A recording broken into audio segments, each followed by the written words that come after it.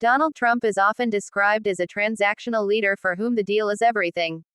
Indeed, he wrote a book called The Art of the Deal and seeks to bring the techniques of the boardroom to foreign policy. His difficulties arise when the people on the other side have no interest in achieving a deal even if they pretend that they do.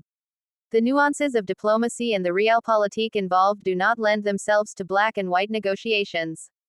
Mr. Trump arrived in the White House insisting that he could stop the war in Ukraine and has invested a great deal of political capital in bringing about peace.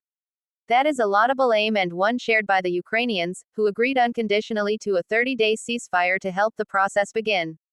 But the man who needs to be persuaded is Vladimir Putin, and he will not do a deal save on his own terms. His refusal to accept an interim ceasefire has thrown Mr. Trump's calculations awry. What does he do now to break down the Russian leader's intransigence?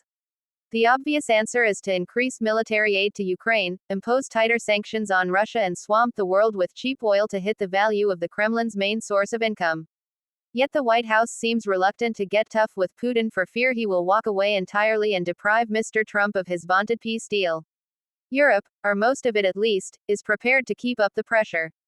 Sir Keir Starmer said the UK will keep supplying military aid in a direct challenge to one of Putin's key demands that all such help must stop.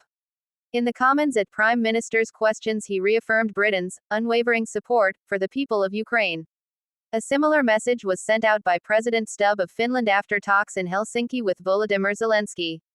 Germany plans to release an extra £2.5 billion in military aid for Ukraine, and a meeting of European leaders in London on Thursday will discuss further options for tightening the screw on Moscow.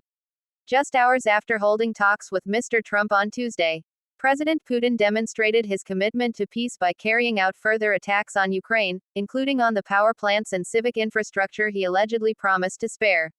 It might be dawning on Mr. Trump that he is being played by the Russian leader, but how does he now react?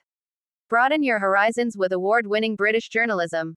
Try The Telegraph free for 1 month with unlimited access to our award-winning website, exclusive app, money-saving offers and more.